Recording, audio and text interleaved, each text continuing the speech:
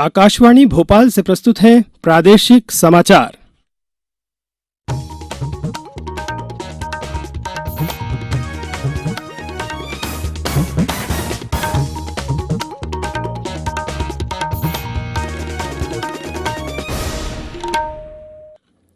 नमस्कार, समाचारों के साथ मैं नवनीत चौबे। पहले एक अपील। देश भर में 18 वर्ष से अधिक आयु वर्ग के लिए सरकारी केंद्रों में निःशुल्क कोविड टीकाकरण अभियान जारी है। युवाओं से आग्रह है कि टीका जरूर लगवाएं और अन्य लोगों को भी इसके लिए प्रोत्साहित करें। जब तक आवश्यक ना हो, घर से बाहर ना निकलें और सुरक्षा के 3 सरल उपायों का पालन करें। मास्क लगाएं, 2 गज की सुरक्षित दूरी बनाए रखें, हाथ और चेहरा साफ रखें। कोविड संबंधी जानकारी और मार्गदर्शन के लिए राष्ट्रीय हेल्पलाइन नंबर 011-2397-8046 और 1075 पर संपर्क करें। अब इस बुलेटिन के समाचार। सबसे पहले मुख्य समाचार। प्रधानमंत्री ने 13वें ब्रिक्स शिखर सम्मेलन की अध्यक्षता की। कहा, विश्व की उभरती अर्थव्यवस्था के लिए सशक्त आवाज बन चुका है ब्रिक्स सम्मेलन। प्रदेश में डेंगू और चिकनगुनिया का उपचार आयुष्मान योजना में शामिल होगा। गणेश चतुर्थी का पर्व आज समूचे देश में भक्तिभाव से मनाया जा रहा है। अब समाचार विस्तार से। प्रधानमंत्री नरेंद्र मोदी ने कहा कि पिछले 1.5 दशक में ब्रिक्स ने कई उपलब्धियां हासिल की है और यह विश्व की उभरती हुई अर्थव्यवस्था के लिए एक सशक्त आवाज बन चुका है।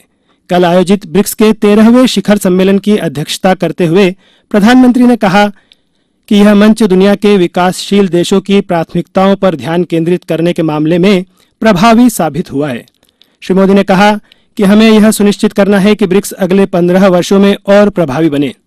प्रधानमंत्री ने कहा कि हाल ही में पहला डिजिटल ब्रिक्स स्वास्थ्य सम्मेलन आयोजित किया गया, जो प्रौद्योगिकी की मदद से स्वास्थ्य सेवाओं को बेहतर बनाने की अनूठी पहल था। उन्होंने कहा कि आतंकवाद से मुकाबला करने की एक कार्य योजना का प्रस्ताव भी ब्रिक्स में पहली बार पारित किया गया है। प्रधानमंत्री नरेंद्र मोदी 26 सितंबर को आकाशवाणी से मन की बात कार्यक्रम में देश विदेश के लोगों से विचार साझा करेंगे। प्रधानमंत्री ने इस कार्यक्रम के लिए उन विषयों पर लोगों के विचार आमंत्रित किए हैं जिन पर चर्चा की जानी चाहिए। लोग नमो ऐप या माई जीओवी ओपन फोरम पर विचार या सुझाव भेज सकते हैं। वे टोल फ्री नंबर 1800-117800 पर फोन कर हिंदी या अंग्रेजी में प्रधानमंत्री के लिए संदेश रिकॉर्ड भी करवा सकते हैं। इसके लिए फोन लाइन 24 सितंबर तक खुली रहेगी। 1922 पर मिस्ड कॉल देकर SMS से प्राप्त लिंक को फॉलो कर सीधे प्रधानमंत्री को भी सुझाव भेजे जा सकते हैं। गणेश चतुर्थी का पर्व आज समूचे देश में पूरी श्रद्धा के साथ मनाया जा रहा है। यह पर्व बुद्धि, समृद्धि और सौभाग्य के देवता भगवान गणेश के जन्मदिन के रूप में मनाया जाता है। लोग अपने घरों में गणेश जी की प्रतिमा स्थापित करते हैं और 10 दिन तक चलने वाले उत्सव के दौरान इनकी पूजा करते हैं। राष्ट्रपति रामनाथ कोविंद, उपराष्ट्रपति M वेंकैया नायडू, प्रधानमंत्री नरेंद्र मोदी, मध्य प्रदेश के राज्यपाल मंगू भाई पटेल और मुख्यमंत्री शिवराज सिंह चौहान ने गणेश चतुर्थी के अवसर पर देशवासियों को बधाई दी है। मुख्यमंत्री श्री चौहान ने आमजन से आह्वान किया है कि पर्यावरण संरक्षण का ध्यान रखते हुए मिट्टी से निर्मित लघु गणेश प्रतिमाओं की स्थापना का प्रयास किया जाए। अब समाचारों में वक्त है एक ब्रेक का।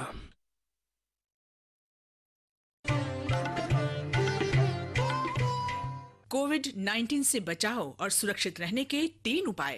मास्क लगाएं, 2 गज दूरी है जरूरी, सुरक्षित दूरी रखें, हाथ और मुंह साफ रखें।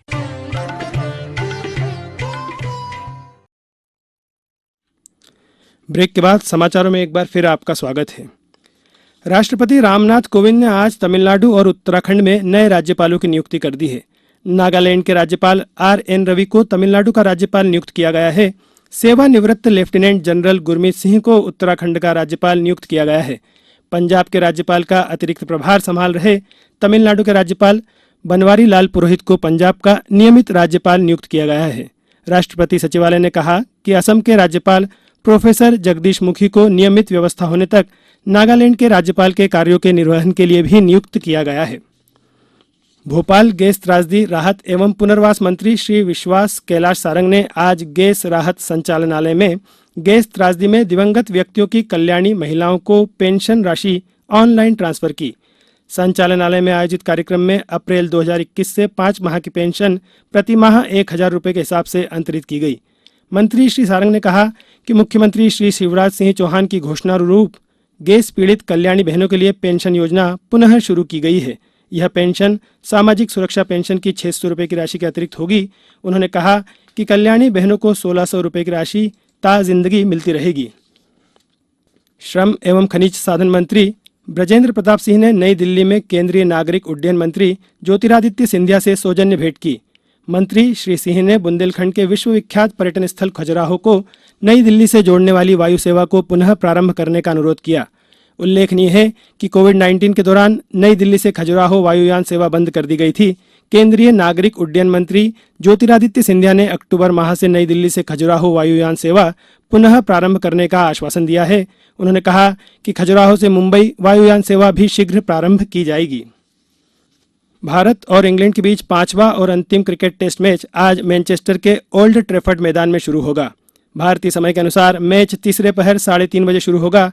विराट कोहली के नेतृत्व में मेहमान टीम वर्तमान श्रृंखला में 2-1 की अजय बढ़त बना चुकी है और उसका पटौदी ट्रॉफी देश में लाना पहले ही सुनिश्चित हो चुका है।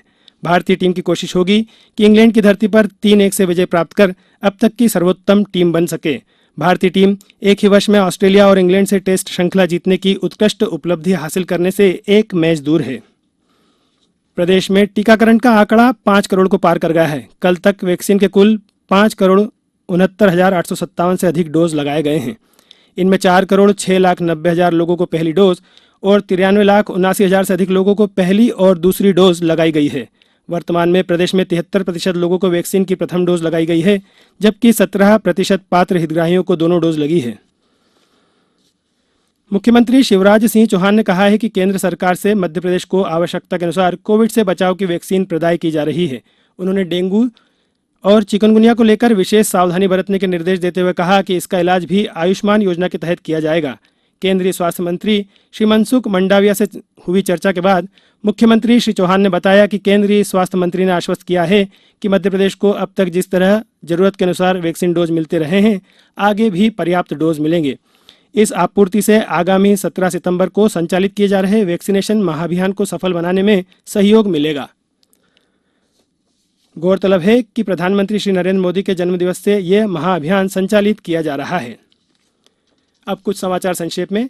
हिमाचल प्रदेश के मुख्यमंत्री जयराम ठाकुर आज आगरमालवा जिले के नलखेड़ा आएंगे। वे यहां विश्व प्रसिद्ध मां बगलामुखी के दर्शन कर पूजा अर्चना करेंगे। ग्वालियर के राजमाता विजयाराजे सिंधिया एयरपोर्ट का विस्तार किया जाएगा। केंद्रीय कृषि मंत्री नरेंद्र सिंह तोमर के निर्देश पर इसके लिए 110 एकड़ जमीन एयरपोर्ट अथॉरिटी को आवंटित कर दी गई है। शिवपुरी में त्योहारों को देखते हुए शांति और सद्भाव समिति की बैठक आयोजित की गई। बैठक में सभी त्योहार कोविड दिशा निर्देशों का पालन करते हुए मनाने की अपील की गई है। रायसेन कलेक्टर अरविंद दुबे ने कल जिले में जल जीवन मिशन के अंतर्गत किए जा रहे कार्यों की समीक्षा की। उन्होंने कहा कि घर घर नल से पेयजल पहुंचाने की इस योजना में गुणवत्ता का पूरा ध्यान रखा जाए। इस बुलेटिन के अंत में मुख्य समाचार एक बार फिर। प्रधानमंत्री ने 13वें ब्रिक्स शिखर सम्मेलन की अध्यक्षता की। कहा, विश्व की उभरती अर्थव्यवस्था के लिए सशक्त आवाज बन चुका है ब्रिक्स सम्मेलन। प्रदेश में डेंगू और चिकनगुनिया का उपचार आयुष्मान योजना में शामिल होगा। और गणेश चतुर्थी का पर्व आज समूचे देश में भक्ति भाव से मनाया जा रहा है। इसी के साथ समाचारों का यह बुलेटिन समाप्त हुआ। नमस्कार।